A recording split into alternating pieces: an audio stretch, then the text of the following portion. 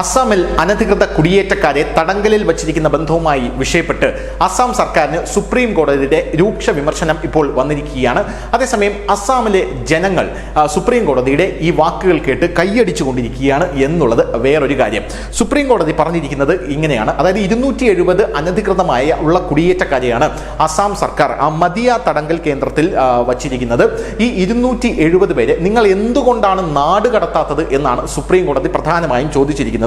മദിയ തടങ്കൽ കേന്ദ്രത്തിൽ കഴിയുന്ന അനധികൃത കുടിയേറ്റക്കാരെ കുറിച്ച് ശരിയായിട്ടുള്ള സത്യവാങ്മൂലം നൽകാത്തതിനും അസം സർക്കാരിന് സുപ്രീം കോടതിയുടെ രൂക്ഷമായ വിമർശനം ഏറ്റുവാങ്ങേണ്ടി വന്നു. സത്യവാങ്മൂലം വികലമാണ് എന്നാണ് സുപ്രീം കോടതി പറഞ്ഞിരിക്കുന്നത്. പ്രശ്നത്തിൽ അടുത്ത വാദം കേൾക്കുമ്പോൾ അസം ചീഫ് സെക്രട്ടറി വീഡിയോ കോൺഫറൻസിലൂടെ ഹാജരാകണമെന്നും ജസ്റ്റിസ് അഭയ് എസ് ഓക്കെ, നോഗ് മൈക്കപ്പക്കം, കോടീശ്വർ സിംഗ് എന്നിവരടങ്ങുന്ന ബെഞ്ച് ഉത്തരവിട്ടിട്ടുണ്ട്. എന്തായാലും 270 അനധികൃത കുടിയേറ്റക്കാരെയാണ് മാട്ടിയ ട്രാൻസിറ്റ് സെന്ററിൽ തടങ്കലിൽ വച്ചിരിക്കുന്നത് എന്നാണ് മനസ്സിലാക്കാൻ സാധിക്കുന്നത്. ഇത് എന്തുകൊണ്ടാണെന്നും ഇവരെ എത്രയും പെട്ടെന്ന് നാട് കടത്തണം. തടങ്കൽ പാളയത്തിൽ വച്ചിരിക്കുന്ന ആൾക്കാരെ അവരെ എല്ലാ കാലവും അവിടെ പാർപ്പിക്കാൻ കഴിയില്ല. എത്രയും വേഗം അവരെ നാട് കടത്താനുള്ള നടപടികൾ സ്വീകരിക്കണം. അതിനുശേഷം സത്യവാങ്മൂലം സമർപ്പിക്കണം.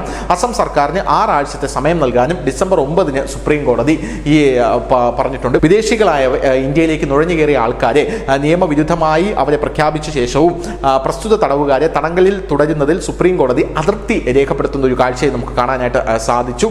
ഇവരെ പുറത്താക്കാനുള്ള നടപടികൾ ആരംഭിക്കാത്തത് എന്നാണ് അസം സർക്കാരിനോട് സുപ്രീം കോടതി ചോദിച്ചത്. കസ്റ്റഡിയിലുള്ളവരുടെ സ്വകാര്യ വിവരങ്ങൾ അടങ്ങിയ സത്യവാങ്മൂലം രഹസ്യമായി സൂക്ഷിക്കണമെന്ന സംസ്ഥാന സർക്കാരിന്റെ അഭ്യർത്ഥന കോടതി അംഗീകരിക്കുകയുണ്ടായി.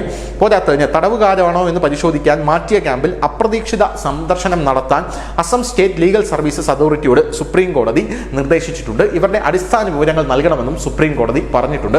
എന്തായാലും അസം സർക്കാരിന് സുപ്രീം കോടതിയുടെ ഈ വിമർശനമാണെങ്കിലും അത് അസം സർക്കാരിന് ഉപകാരമായാണ് ഭവിച്ചിരിക്കുന്നത്. കാരണം അസമിൽ നിന്ന് കുടിയേറ്റക്കാരെ നാട് കടത്താൻ ഇപ്പോൾ സുപ്രീം കോടതി തന്നെ നേരിട്ട് പറയും പോലെയുള്ള ഒരു കാര്യമാണ് അസം സർക്കാരിന് ലഭിച്ചിട്ടുള്ളത്.